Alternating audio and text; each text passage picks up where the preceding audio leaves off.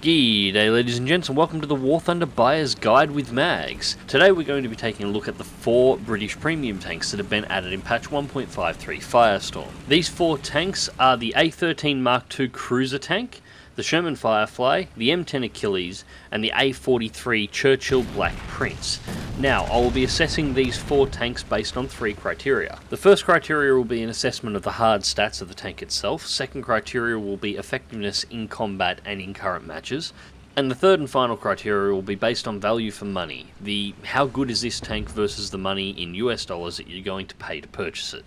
Now, this time I'm not looking at how much credits they earn or their grind capability, as there is currently no British in-tree tanks to unlock, so there's nothing to grind. And let's be entirely honest here, all tanks in the game currently earn insufficient amounts of credits and insufficient RP. If I was to assess any tank in War Thunder based on how much it earned in battle, they would all come up bad.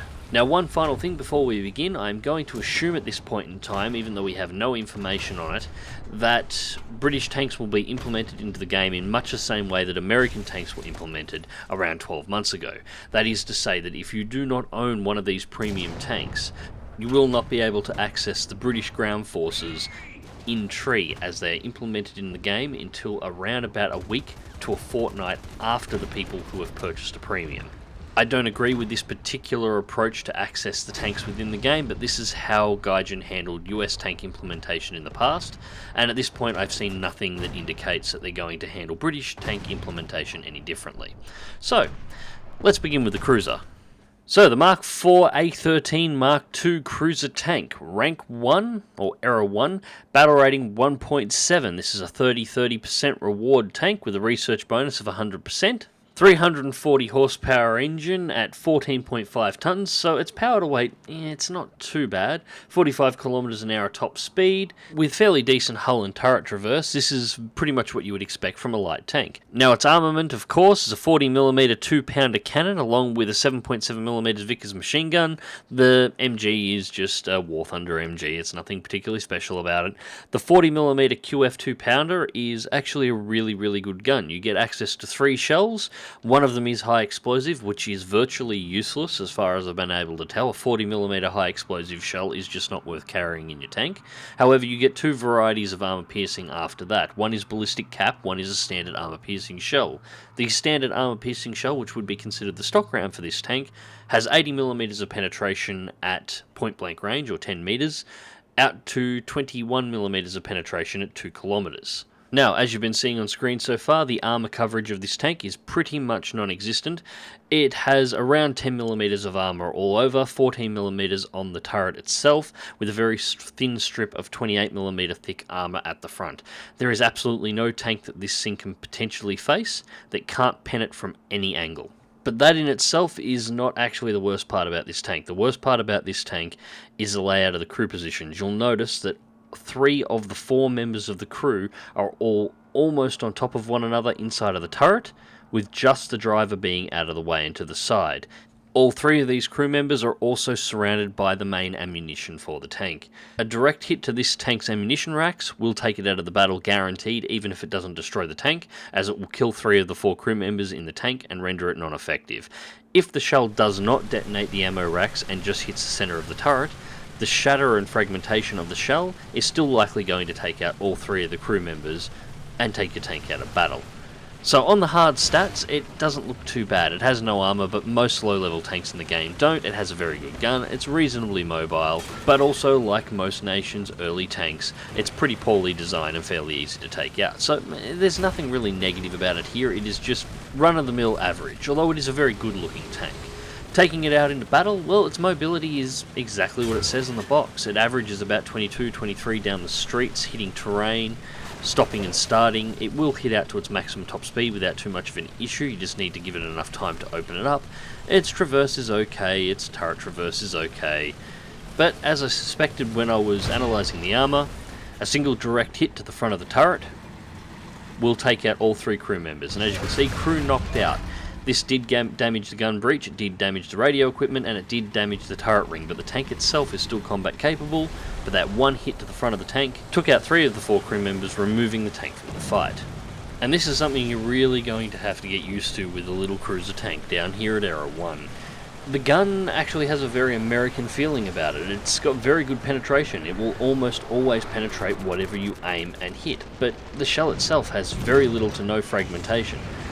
As you can see, much like when you hit with an American gun, I've done damage and shut down components, but I didn't actually take the tank out in a single hit, as there's no explosive filler on any of these shells. You can penetrate the tank reliably without issues, but you're not going to be killing them. Of course, machine gun fire can damage you because your armour is so thin, and once again a single direct hit from a 37mm this time, straight into the front of the turret, takes out the crew.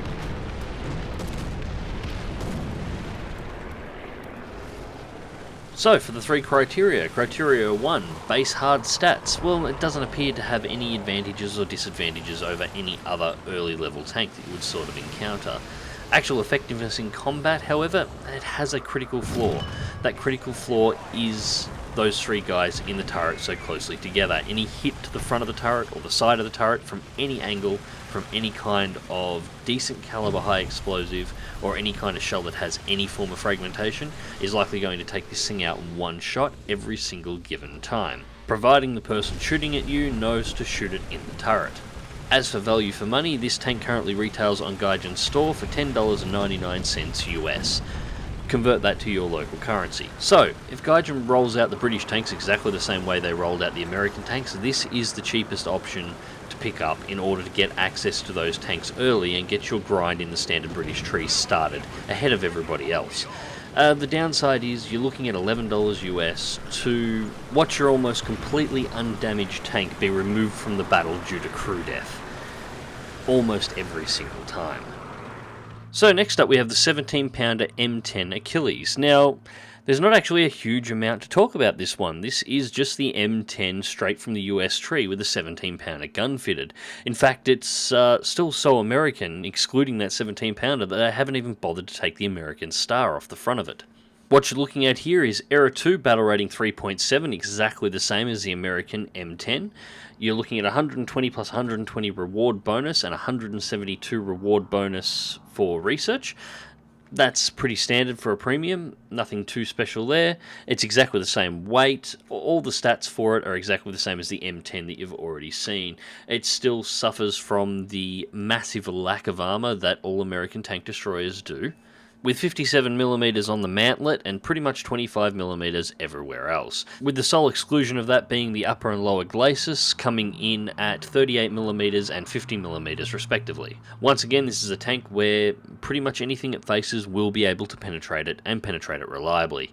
The only thing that is unique about this tank at all is the 76.2mm QF 17-pounder gun, and that is a gun that you're going to have to get very used to, as the next three tanks all feature it. The 17-pounder gun comes with 4 flavours of shell. One is high explosive. Again, this doesn't have a huge amount of usage, although a 76mm gun at battle rating 3.7, the HE is probably more useful here than it is almost at any other battle rating for this particular gun. It's worth keeping a couple of HE shells around to deal with those pesky AA trucks that you will keep overpenning. You will keep overpenning them because the other 3 shells are all solid armor-piercing rounds. They have no explosive filler at all, they're solid AP slugs. The biggest shell that the Achilles has access to has 170mm of penetration at 10 meters and can still penetrate 120mm of armor at 2 kilometers. Needless to say, at battle rating 3.7, this is kind of overkill. So, actual effectiveness in battle. Well, when it comes to talking about its mobility, there's not actually a whole lot to talk about. If you've ever seen an M10 driving around the battlefield, you know exactly how this thing is going to drive. It is reasonably fast on the chassis, it has good traverse, it has good terrain coverage. The gun traverse itself is horrible. This thing takes forever and a day to swing its gun around. You'll often find yourself twisting the tank before twisting the gun. It's simply faster to align the weapon that way. The effect of its weapon, well, it's exactly what you would expect out of shells like this and a weapon like this equipped to a tank at this battle rating. At this battle rating, this gun will rip a hole through anything it encounters. Much like there is no tank that cannot penetrate your armor while you're cruising around in the Achilles, there is absolutely no tank you can encounter at battle rating 3.7 that you cannot penetrate with this gun. I did find the low turret traverse on all of the new city maps that were put in this patch. Did hold it back a little bit, it just made it awkward to try and maneuver, it's not really designed for close range fighting as you're seeing me do here. But if you can get this place into a nice sniper position, take a bit of time and nail targets as they're coming in from range, this thing is going to be an ideal sniper platform. And personally, of the 4 British tanks that were introduced this patch, this is the one I've probably had the most fun in, which is kind of sad considering it's an American tank, not a British one. It's just a British gun. So what about value for money? Well, this American tank with its monster British gun comes in at $16.99 US on the Gaijin store currently. Personally, I think this is probably a better deal than the $11 for the cruiser tank, because you actually are getting a very good tank here, and an Era 2 tank is effective at grinding Era 1, Era 2 and Era 3 vehicles in terms of that early grind, if you're interested in picking up a tank just so you can get early access to the British vehicles, should Gaijin actually go about deploying the vehicles the same way as they did with the American ones. Just please do keep in mind that while you may be purchasing the most powerful gun in the game at battle rating 3.7, it is still a tank that can get one shot by a martyr, if you let it get eyes on you.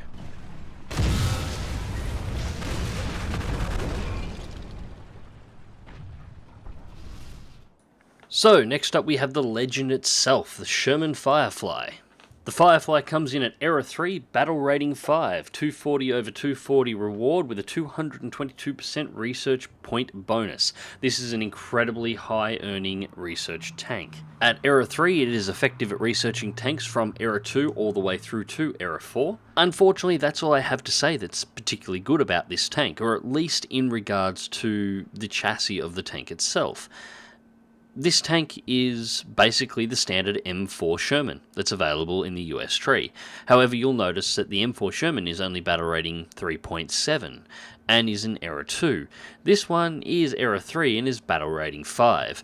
The performance of both the American 3.7 M4 and the Sherman Firefly is identical in every way. The armor is the same, the engine is the same, the top speed is the same, the turret traverse is the same, the actual traverse of the hull itself is exactly the same. Now, if you've played the American M4 at 3.7 recently, you'll know even at that battle rating it wasn't particularly hard to take out.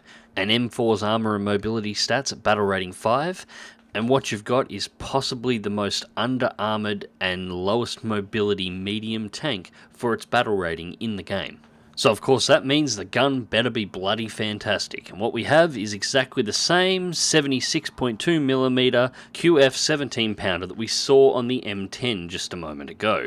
So this is a high battle rating tank, surely it has access to some better ammunition, being battle rating 5 instead of a battle rating 3.7 tank destroyer.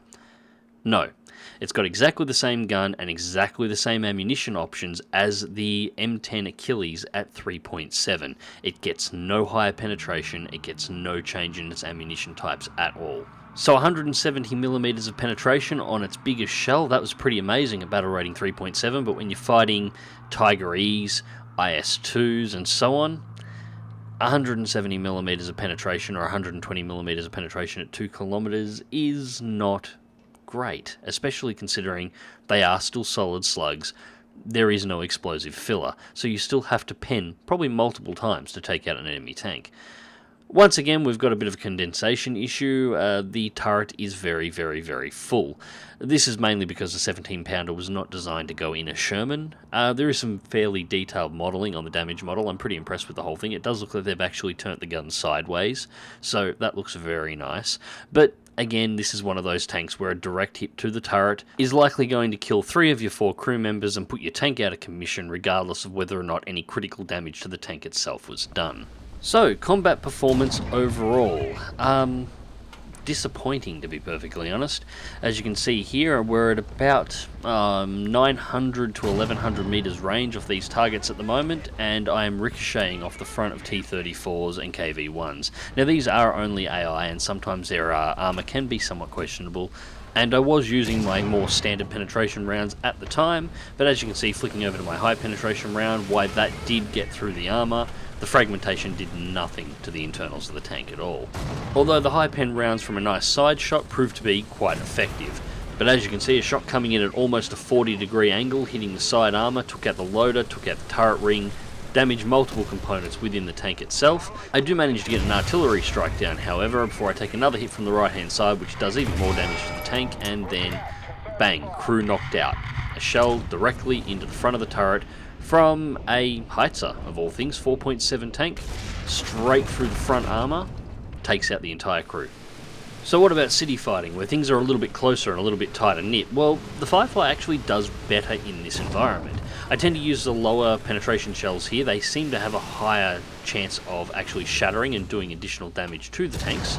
And with 157mm of penetration at 100 meters, which is pretty standard for city fighting ranges, their penetration value is reasonably good. Unfortunately, why the Sherman's 17-pounder does perform a lot better in this sort of environment in terms of ranges, the armor just isn't up for it. And between 200 to 500 meters, any tank gets in that sort of a range and they're almost guaranteed to one-shot hit you.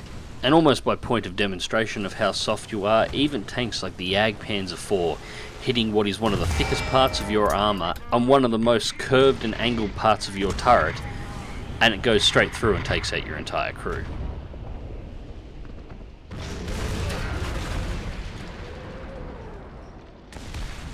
From that angle, the tank's armour is 125mm, which makes it one of the most armoured parts of the tank that Panzer IV could have potentially hit. So, the Sherman Firefly. On stats, it's not a particularly great tank, especially not for battle rating 5. The gun is okay, but the ammunition options are just poor. Its armour isn't really worth talking about as it doesn't have any, and mobility-wise, it's not even particularly great there. It is a Sherman after all. They're not the most mobile tanks on the battlefield. They're not bad, but by no means are they the best.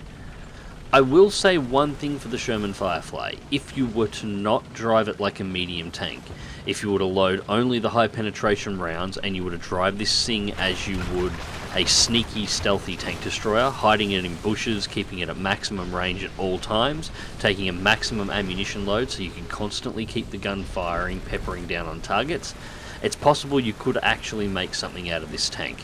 But if you are a player that likes to have, or likes their tanks to actually be able to tank a shot every now and again, the Firefly is not going to be for you. It cannot take a hit. So with that, it's time to start talking value, and the Sherman Firefly comes in at $27 US.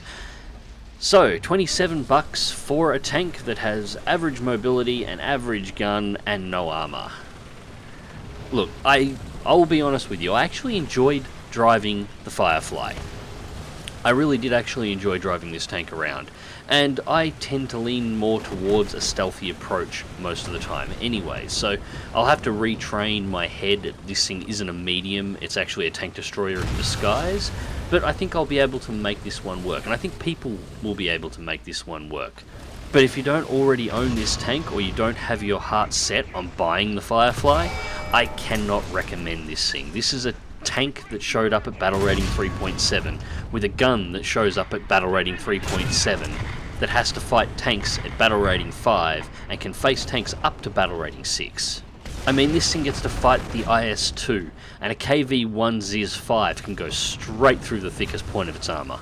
So, last but not least, the A13 Black Prince. Era 4, battle rating 6. The Black Prince was an experimental version of the Churchill tank, specifically the Churchill 7 base. Only 6 prototypes were built and only one of them still exists today. The whole point of the experiment was trying to fit the QF 17-pounder gun into a Churchill for combat. And personally, I think this is probably the best looking of the tanks that have been introduced to the game thus far. I love the Churchill design, I always have. I think it is one of the best looking tanks around. I love the fact that it's boxy. I really love the aesthetics of this particular tank. But is it any good? Well, it's battle rating 6, its rewards 150 plus 150, with a 256 research point bonus. So that's good research point bonuses for a premium vehicle, especially considering an Era 4 vehicle. This is the machine that you're expected to, if you purchase it, use to grind your way into Era 5. First warning sign pops up when you look at its mass though. This is a 50-ton tank, and it only has a 350 horsepower engine. Now if you remember back to the cruiser tank at the start of this video, that had a 340 horsepower engine, and it was only 14 tons. The Churchill Black Prince is the slowest heavy tank in the game. Its top speed is 17.2 kilometers an hour. The mouse can do 20. It has the slowest traverse speed of any tank in the game. If you try turning this tank while moving forward on perfect terrain, you will drop down to about 8 kilometers an hour. If you try and do it on soft or spongy terrain, you will drop down to about 5 kilometers an hour. At 10.5 degrees per second, the turret rotation speed is respectable, but not great.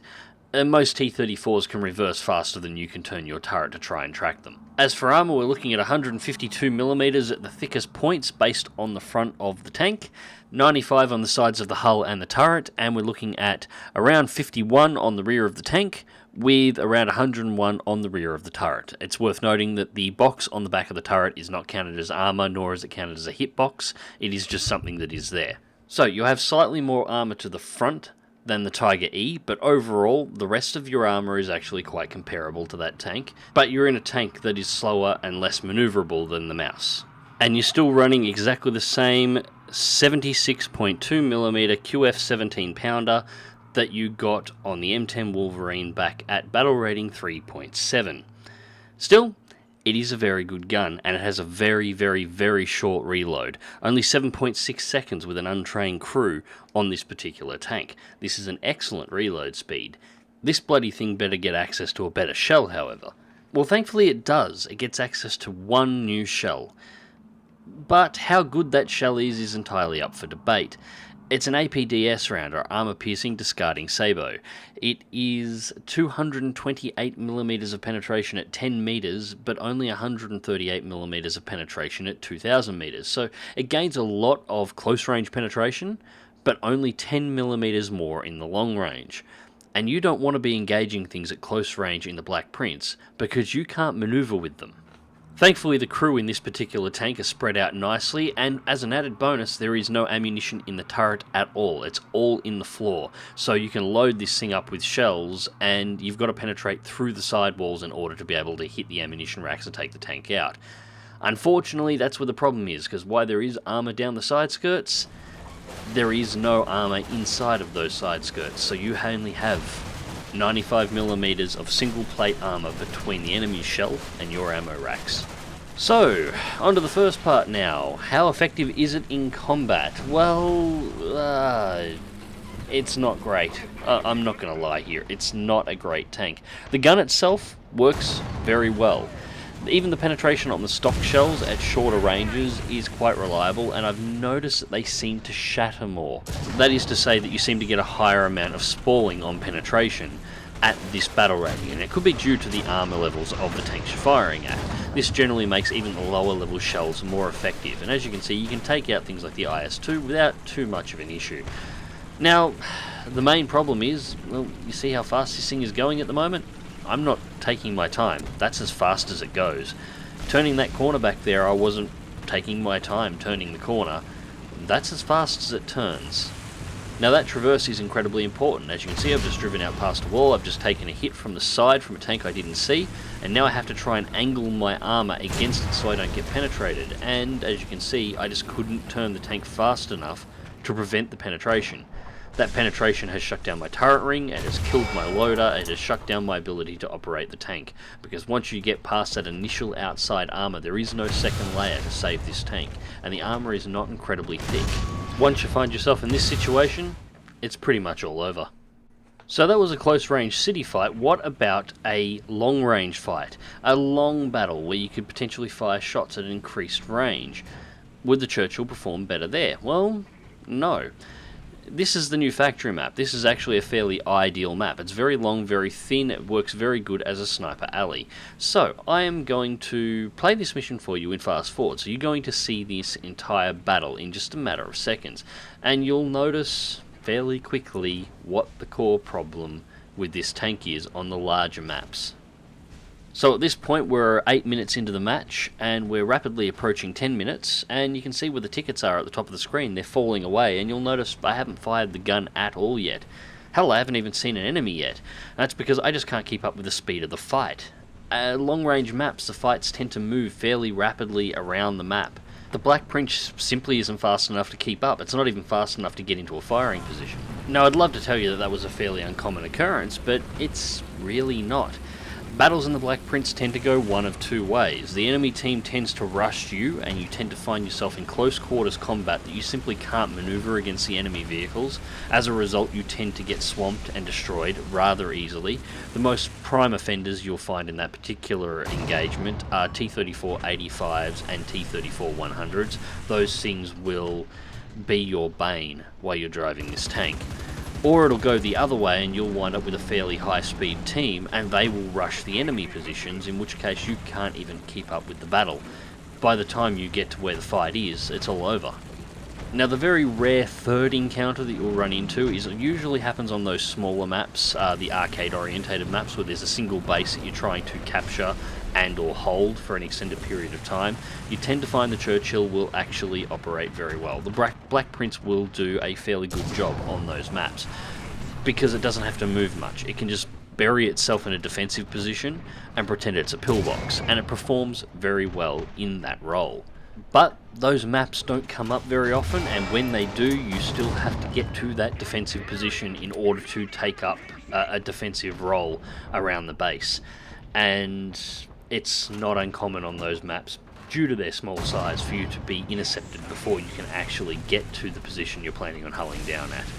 So, how does the Black Prince come up? Well, on its base stats, it's not very good. As a heavy tank, at battle rating 6, it's not a very good tank at all. The armor on it is very bad. It's very easily penetrated by almost any tank that it faces, especially anything that is carrying any form of APCR. Due to the fact that its design is that big square box, finding angles to actually hit it from is actually quite easy. The gun does perform well at this battle rating, and the new armor-piercing discarding sabot shell is beautiful when you run into those heavily armoured tanks that you just have to penetrate right now. It's pretty accurate over long-range shooting as well, so while it does only gain 10mm at the 2km range, its accuracy is enough to make up for that. You can lay it on target fairly easily, and at about a kilometer's range, it has a very good trade-off between accuracy, shell speed, and penetration values. Unfortunately, those long-ranged engagements are usually a fantasy that you very rarely encounter in War Thunder. Most of the fights happen within 500 meters, and at that range, the Black Prince simply lacks the mobility to be able to maneuver and angle itself against the much faster tanks it will be facing. This thing can get flanked and circle strafed by Tigers and Tiger 2s. It is that slow. The tanks you most commonly encounter, as I said before, will be the T-34 85 and the T-34 100, and they can reverse faster than you can turn your turret, even while you're trying to traverse your hull at the same time. If they get close, you simply cannot get your gun onto them. And that's even if you manage to find yourself in combat at all. In reality, most of the time, you'll find yourself chasing your team desperately around the map, hoping to get line of sight on a target so you get to pull the trigger once before the map ends. And all this comes in at the bargain price of $40 US. Now, one important thing that I needed to ask myself on this particular tank, especially being a battle rating 6 tank, is it any worse off than the tanks that are already available in the tree? And I'm talking about the IS-2, I'm talking about the Tiger E in terms of the matchmaking that it actually gets, and the tanks that it's facing, and the situations it finds itself in. And in reality, no, it's not suffering any worse than tanks like the Tiger E. It's still a tank that has subpar armor for the tanks it's facing. It's a tank that is slow, it gets easily outmaneuvered by the machines it's constantly fighting. This is all the same problems that many other heavy tanks at battle rating 6 suffer from. But you didn't pay $40 for those tanks. I don't think the Black Prince is worth that kind of money. I don't think it's a very good tank in terms of the meta. I think the way the tank operates itself isn't actually all that bad, but the way the maps are laid out and the gameplay meta exists for War Thunder, the Churchill just has no place in it. The Churchill Black Prince is just too slow. It doesn't have the speed. It doesn't have a gun that is a devastating one-hit monstrosity. It has very good pen, but you're not going to be one-hit destroying enemy tanks. But the tanks you're fighting are going to be smaller, faster, more nimble, and able to destroy you in one hit with no problems at all. So this brings us to the Royal Guards Advanced Pack. Now this is the big pack that includes all 4 premium British tanks. It comes in at $80 US to purchase. is it worth the money? Well, you'll most certainly save a little bit than buying all of the tanks individually, but if you've been watching through this video closely, there's only been one tank so far that I've been able to recommend. Honestly, I wouldn't get it at this time. It's just a lot of money for one tank that I think performs particularly well. Everything else, you've sort of got to try and make them work. You have to go out of your way to try and make these tanks perform. And you could be just driving something that performs and save yourself all the stress and heartbreak. The showcase of this pack is of course the Churchill Black Prince, and as I said, this tank is basically an exercise in frustration. You will pull your hair out at some of the situations you find yourself in that you can clearly see coming, but you cannot move fast enough to do anything about them. Now, for those of you who have already had your hearts set on a particular British tank and you are going to get it regardless, well, all I can say is good luck. This is not meant to change your mind. This is simply for those who are scratching their heads, my experiences with these tanks up to this point, putting them through testing, seeing what they're capable of doing on the battlefield, seeing exactly where they fit in, and seeing whether or not they're worth the money, in my opinion. If you're going to go and get them, power to you. I'm not saying you shouldn't at all. The second thing I want to put in here is there is a caveat with this entire review. At the moment, these are the only 4 British tanks that are in the game. Now, I remember back when the American tanks were first added, looking at the premium tanks that were available at that time. And at the time, all of them performed poorly as well. But as US tanks were added, some of those turned into reasonably good tanks. Some did not. The Grant in particular comes to mind. The Grant was a horrible machine on patch release. It really was. Now with more tanks around, you can actually make that thing perform reasonably well. It just required some backup in order to make it work. The same thing could be true with these British tanks. The ones we have in game right now that are underperforming, specifically I'm looking at the Firefly and I'm looking at the Black Prince. I don't think there's any saving the cruiser. That weak spot is just too much of a weak spot. But as I was saying, it's possible with the right backup that these tanks may be able to perform. Part of the Churchill's major issue at the moment is being teamed up with American teams. They're all extremely fast.